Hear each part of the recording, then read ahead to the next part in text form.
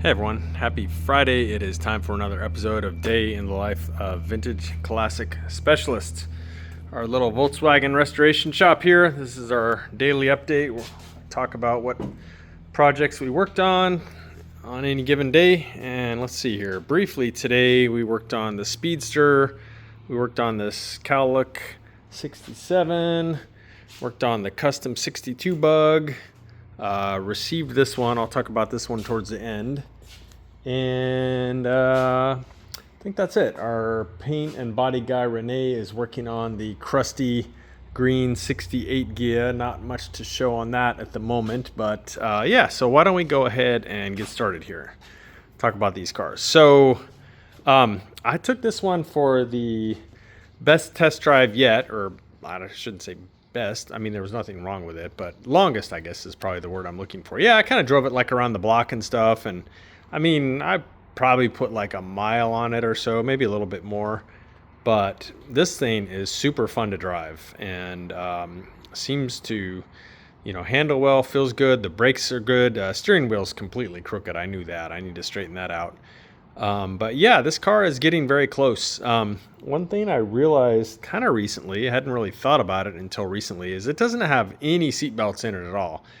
So I'm kind of assuming the owner will want seat belts. It would really be a good idea. So I need to talk to him and propose that I add seat belts to it. But yeah, other than that, and this darn cracked windshield here, which seems like I might have to get it from a Porsche shop, which means it's not going to be cheap. But I went to my normal glass guy, and he said he can't get them. But I think I found them at Sierra Madre Collection. If anyone else knows a source for Porsche Speedster windshield glass, please let me know. But anyway, yeah, I took this one for a spin, and dude, it felt great. This car is a lot of fun, even with this little 1600 in it with dual carbs and stuff. I did adjust the carburetor some. The idle speed was a little bit high, but I think, again, if you've been watching the channel for a while, this has dual ICTs on it, and it doesn't have a balance tube, and I don't really want to pull the motor, halfway, no, not really halfway apart, but I don't want to get into this motor too much. This guy is trying to keep this thing, his budget, very constrained. But when I lowered the idle down to about 900 or so, it got pretty rough versus when it was at maybe like closer to 11 or 1200. So I may just like bump the idle speed. It didn't sound bad. It's just, normally we like these things to idle it more like, 800 something, 900. But with those carburetors, yeah, it doesn't really like it. So I'll probably go ahead and bump his idle speed back up to, maybe 1100 or so. We'll see if that kind of smooths it out. But ran great, felt good. The suspension, everything feels good. So yeah, I think this one's almost going to be done here. Got to do that windshield and find the windshield for it, and probably put some seat belts in it and let this guy take this thing, start having fun with it. So yeah, drove that one. This one, if you follow the channel, you know that I had a shocking discovery with it yesterday. And that was that the plug wires shocked the crap out of me when I touched them when it was running, which means they are no good. Plug wires should not try and electrocute you when you touch them when the motor's running. They're not doing their job if they are. The electricity is supposed to stay inside the insulation. Anyway, so yeah, I replaced the plug wires, I think yesterday at the end of the day. But I started it, but I didn't really take it for a good drive. Today I took it for a good drive, few miles. Feels way better, way smoother. Seems to want to rev easier. All those things. Not surprising if the wires were probably leaking electricity all over the place that, wasn't really running its best. So yeah, very happy with that. I think that got rid of, as far as I could tell, it kind of got rid of this like surging that I was describing yesterday. As you were kind of accelerating through, the RPM range, that seemed like it was gone. And yeah, more responsive overall. I did pick up a new set of air filter elements for it. And I did also pick up a set of velocity stacks for it. It's missing the velocity stacks. carburetors, Webers at least, don't really like to run that great without velocity stacks, because these kind of straighten out the airflow and stuff by the time it gets to the booster venturi and all those things that kind of rely on having somewhat laminar flow coming in. Without these, you pretty much just have like the flat top of the carburetor, which is just above, like, say, the secondary venturi. So the airflow going into those is terrible, and not surprisingly, they don't run their best. So yeah, I'm going to go ahead and put on new elements and venturis, and I think it's going to run a lot better even yet. And the other thing that happened to this one today is it got some trim. So before, it just had holes, which I don't know. So whoever did some body work on this car, they deleted everything from the hood. They deleted the front turn signals, but for some reason they just left the trim holes in the side. I don't know, maybe they just didn't get around to it or what, but spoke to the owners and they said, yeah, go ahead and put trim on it.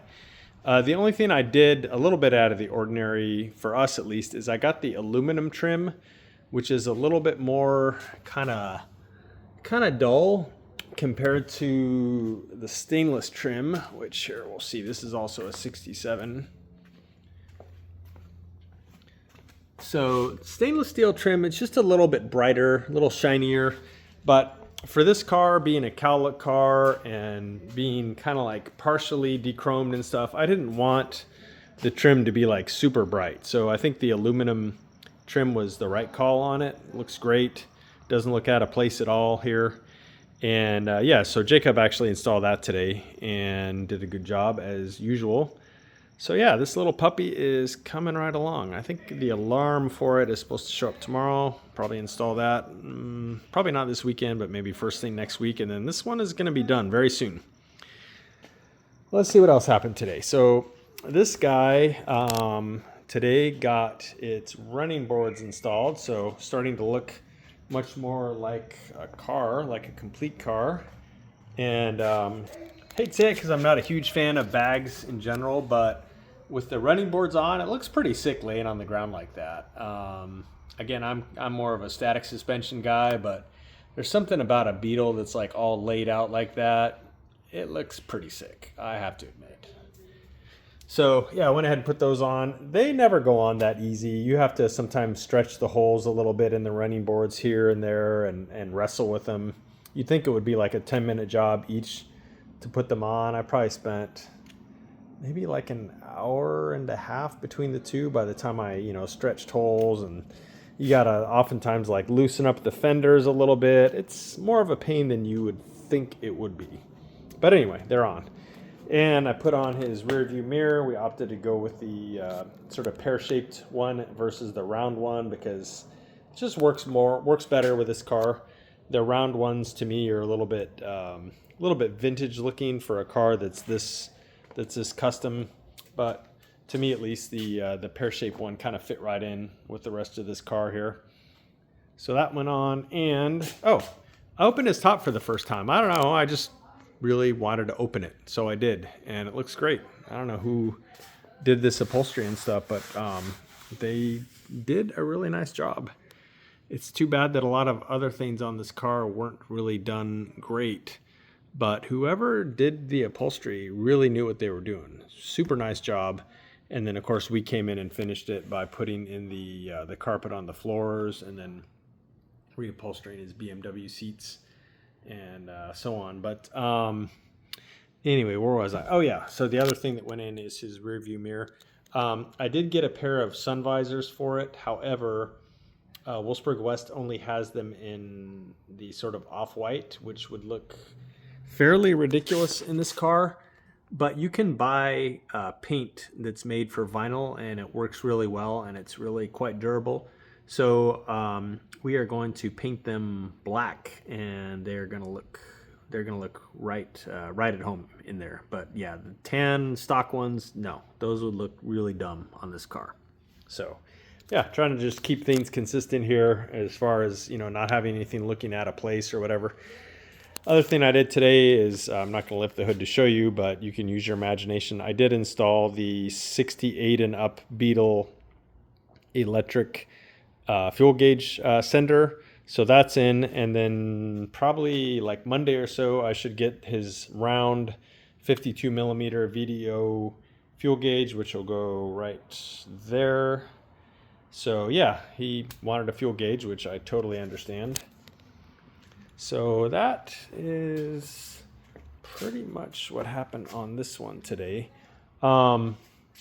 The other Ghia, the 70 Ghia, the orange one, which is sitting out there, covered up right now. So Jacob spent most of his day actually working on that, and he pulled the motor out. He's getting to be quite a motor puller.